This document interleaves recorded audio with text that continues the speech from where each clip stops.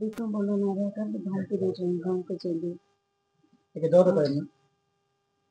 ମୋତେ ଦୁଇଟା କଲ୍ ଆସିଥିଲା ବିକ୍ରମ ବୋलो ନାରାୟଣ ଯେ ଆପଣ କେସ୍ଟା ବନ୍ଦ କରିବେନି ଆମେ ସେଟା ମାରିବା ପାଇଁ ବି ଧମକି ଦେଇଛନ୍ତି। ସେଇ ଯୋଗୁଁ ଆମ ଫ୍ୟାମିଲି ପ୍ରତି ଆମକୁ ଟିକେ ବିପଦ ଅଛି। ସେଇଟା ଆମେ ପୁଲିସ ପ୍ରଶାସନକୁ ମୁଖ୍ୟମନ୍ତ୍ରୀ ମାନନୀୟ ମୁଖ୍ୟମନ୍ତ୍ରୀକୁ ଅନୁରୋଧ ଯେତେ ପର୍ଯ୍ୟନ୍ତ ଆମର କେସ୍ଟା ଇଏ ନ ହୁଏ ସେତେ ପର୍ଯ୍ୟନ୍ତ ଆମକୁ ବେଲ୍ରେ ନ ଛାଡ଼େ ତାଙ୍କେ ଭିତରେ ଏକ ରୁହନ୍ତୁ ଭିତରେ ଆଉ ଆମକୁ ନ୍ୟାୟ ଦିଅନ୍ତୁ। ଯେତେ ପର୍ଯ୍ୟନ୍ତ ମୋର ସ୍ୱାମୀକୁ ଯେଉଁ ହତ୍ୟା କରୁଛନ୍ତି ତାଙ୍କୁ ଜୀବିତରେ ନ୍ୟାୟ ଦିଅନ୍ତୁ। ମୁଁ ଏଇଟା ମୁଖ୍ୟମନ୍ତ୍ରୀକୁ ମୁଁ ଅନୁରୋଧ କରୁଛି ତାଙ୍କୁ ବି ଜୀବିତ ଏବେ ମୋ ପଡ଼ିଆ ତାଙ୍କୁ ବି ଜୀବିତ ଆମେ ତାଙ୍କୁ ସରକାର ଜୀବିତ ମୋର ଏତିକି ଏକ ଅନୁରୋଧ ଆମେ କିଛି କହିପାରିବେ। କାହା ନମ୍ବରରୁ ଆସିଥିଲା କଲ୍? କାହା ନମ୍ବରରୁ କଲ୍ ଆସିଥିଲା? କ'ଣ ବୋଲି ଆସିଥିଲା? ମୋ ପିଲା ଫୋନ୍ରେ ଏକା ଆସିଥିଲା କଲ୍ଟା ଆସିକିରି ପିଲାକୁ ଅଭଦ୍ର ଭାଷାରେ ଗାଳି ବି କରୁଛନ୍ତି ତାଙ୍କେ। ସେ ପିଲା କହିଲା ଯେ ମୁଁ ରଖୁଛି ଫୋନ୍ କହିଲା ପରେ କ'ଣ ପାଇଁ ଫୋନ୍ ରଖିବି ଏବେ ଏକା କଥା ହୁଅ ବୋଲି ସେ ଫୋନ୍ଟା ବନ୍ଦ କରିଦେଇଛି ଆଉ କିଛି କହିବେ ସେ ପିଲା ବି ଡରି ଯାଇଛି ଆମେ ବି ଡରି ଯାଇଛୁ ଆମେ ଘର ଭିତରେ। ସେଟା ନମ୍ବର ଯୋଉ ଆସିଥିଲା ସେ ନମ୍ବର କାହାର?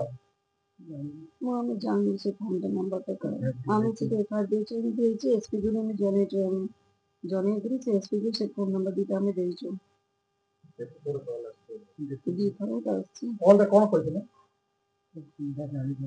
ଗାଳି କରିକିରି ଅଭଦ୍ର ଭାଷା ଗାଳି କରିକି କହୁଛନ୍ତି କେସ୍ଟା ଆପଣ ଡ୍ରପ୍ କରିବେ କି ନାହିଁ ଆପଣ ଜୀବନ ମାରିବେ ଧମକି ଦେଇଛନ୍ତି ବିକ୍ରମ ପଣ୍ଡା ନାଁରେ ଆପଣ ମା ପୁଅ ରହୁଛନ୍ତି ତ ଆମେ ପିଲା କହିଲା ହଁ ଆମେ ମା ପୁଅ ରହୁଛୁ ହଉ ଠିକ୍ ଅଛି ପରେ କ'ଣ ହବ ଦେଖିବା ଏତିକି କରିକି ପିଲା ଡରିକିରି ଫୋନ୍ଟା ରଖିଦେଇଛନ୍ତି। ମ୍ୟାଡାମ କ'ଣ କହିବେ ଯୋଉ ଫୋନ୍ ଯୋଉ ଆସିଥିଲା କାହାକୁ କିଛି ସନ୍ଦେହ ରହିଛି କି ଆପଣଙ୍କର ଇଏର ଆଉ ଗୋଟେ କଥା ଯଦି ଆମେ କହିବା ଯୋଉ ଫୋନ୍ ଦୁଇ ଥର ଆସିଲା ପ୍ରଥମ ଥର ଆପଣ ଯେତେବେଳେ ଫୋନ୍ ଆସିଥିଲା କମ୍ପ୍ଲେନ୍ ଦେଇଥିଲେ ନା ଦ୍ୱିତୀୟ ଥର ଆସିଲା ପରେ କମ୍ପ୍ଲେନ୍ ସେଟା ମୁଁ ସାନ ଝିଅରେ କହିବି।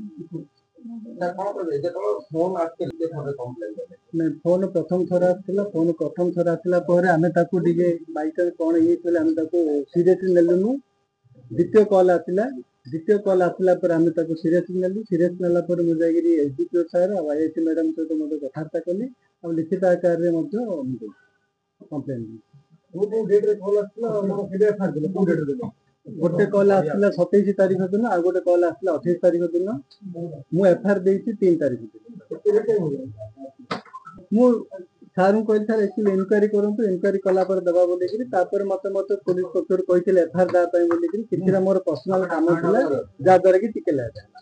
ସାର୍ ଦେଖନ୍ତୁ ମ୍ୟାଡାମ ଦେଖନ୍ତୁ ଆପଣ ବହୁତ ଦିନ ପରେ ଗୋଟିଏ ଆପଣ ଡେମୋ ମଧ୍ୟ ଦେଖିଥିଲେ କିଭଳି ଭାବେ ମାରିଥିଲେ ଇଏ ହେଇଥିଲେ ବହୁତ ଦିନ ପରେ ମିଡିଆ ସମ୍ମୁଖରେ ଆସିଲେ କିଭଳି ଭାବେ ଦେଖୁଛନ୍ତି ଆଉ କିଏ ସମ୍ପୃକ୍ତ ଅଛି ବୋଲି ଭାବୁଛନ୍ତି ନା କ'ଣ ଭାବୁଛନ୍ତି? ଦେଖନ୍ତୁ ତଦନ୍ତ ଚାଲିଛି ଏପର୍ଯ୍ୟନ୍ତ ତଦନ୍ତ ସରିନି ଆଉ ତଦନ୍ତ ଯେପର୍ଯ୍ୟନ୍ତ ସରିନି ପୁଲିସ ପ୍ରଶାସନ ତ ସେମାନଙ୍କର ତଦନ୍ତ ଜୋରସୋରରେ ଚଲେଇଛନ୍ତି।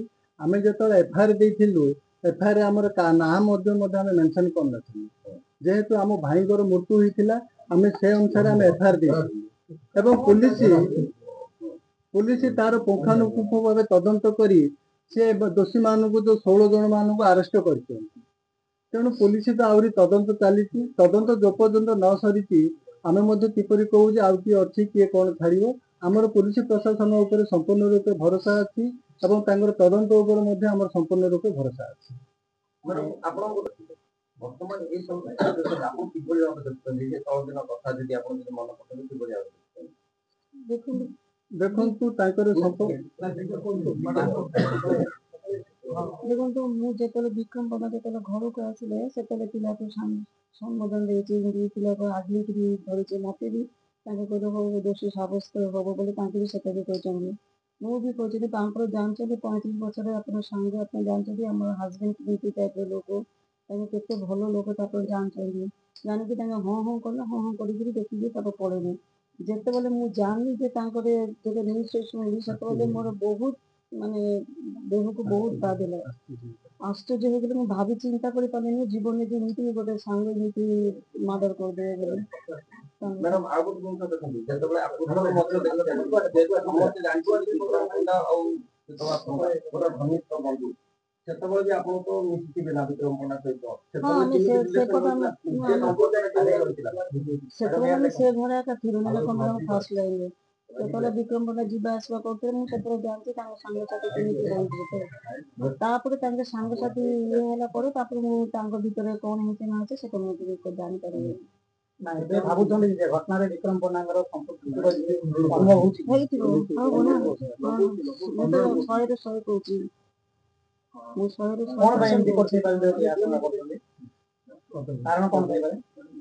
ତାଙ୍କ ତଦନ୍ତ କରନ୍ତୁ ପୁଲିସ ପ୍ରଶାସନ ତଦନ୍ତ ତାହେଲେ ଜାଣିବେ ନା କଣ ହେଇଛି ଭିତରେ।